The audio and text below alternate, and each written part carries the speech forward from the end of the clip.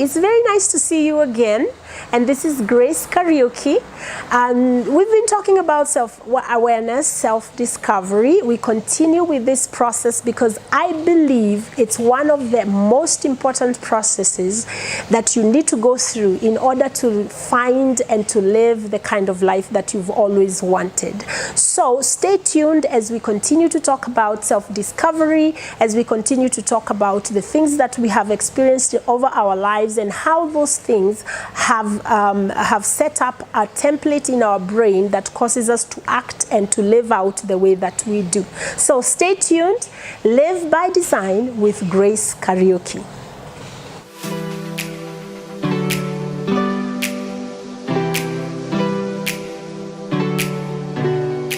So today I want to delve into something that I think would resonate with a lot of us. Do you feel that you are not good enough? Do you feel that you never reach the perfection that you would like to reach in your life? Do you try things and when you get into the middle of them, you can never finish? Do you struggle with procrastination? Do you struggle with being able to finish projects? Do you find yourself restless a lot?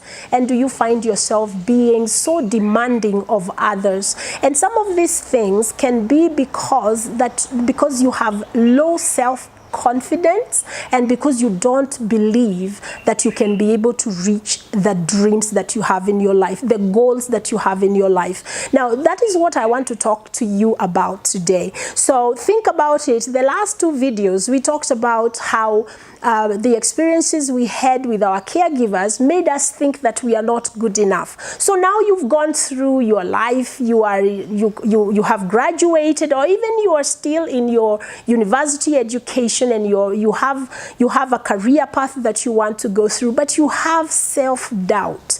And this is the way that self-doubt affects us. When you doubt yourself, then you begin to feel anxious. And anxiety is that feeling of not being settled. And when we have a lot of anxieties, we tend to find ways to reduce the anxiety. So think about it this way. You want to maybe do a video shoot, for instance, and you are good, you look good, you are good at advertising, and you want to do a video shoot maybe to advertise something, and it's a good gig. It's going to give you good money. It's going to put you out there. But because you do not believe you're good enough, you begin to be afraid. The anxiety, the fear of what might happen, and you might not be able to actually do a good job keeps you. And just when you're supposed to do it, you decide not to do it. Why? Because you self-sabotaged yourself because of the fear of not being good enough. And yet, people keep telling you, you are talented, you can do this. Picture this again.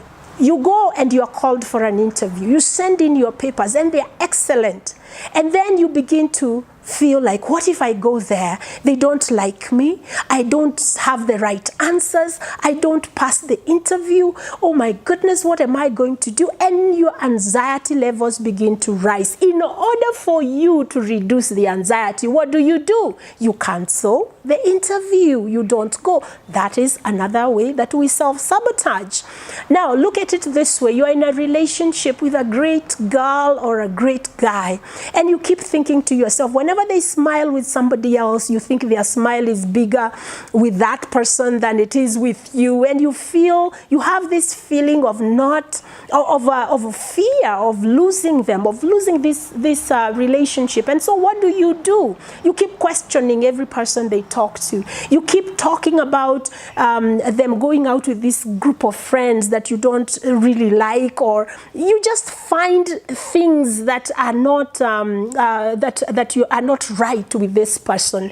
And so what eventually happens, because of a fear of being left and because of a fear of not being good enough, again you self-sabotage, and the young lady or the young man says, oh, I can't deal with you, you have too many issues, go fix them, I'm gone, I'm out of here.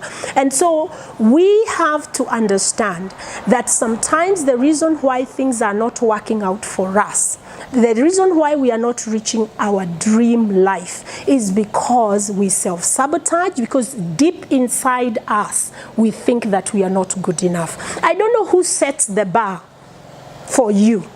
For me, the person who set the bar was my father, not because he told me so, but because of the way I experienced him. There were things I expected of him that he didn't give me. And so it left me thinking that if he cannot do that for me, then I'm not good enough for him. And so I began to really struggle with that. But that does not mean that you have to live in that space. You can design the kind of life you want. And this is one of the things that you need to understand. Today, I will probably just give you a background, and we will delve into what you can do. But right now, I want to tell you this. When you feel rejected or abandoned as a person, whether you are young or whether you are in your teenage or even as a young adult, that stays with you and you become sensitive to anything that looks like rejection.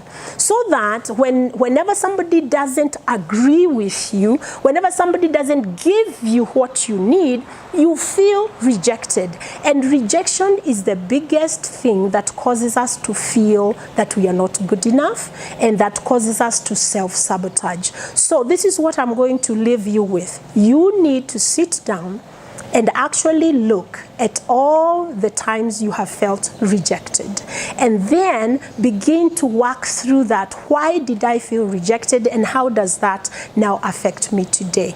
So in our next segment, I'm going to go into the things that you can do to be able to leave that behind you, and you can start to live your life by design, because you were meant to actually experience the goals and the dreams that you have in your life. So until next time, keep thinking about how to design your life so that you can be happy. See you next time.